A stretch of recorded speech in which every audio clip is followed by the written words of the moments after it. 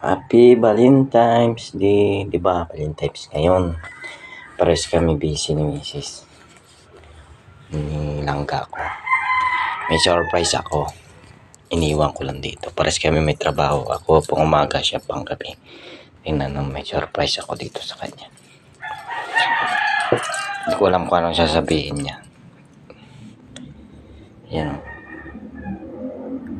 Pinilan ko siya ng Hello Kitty na may chocolate. Tingnan mo nakasulat.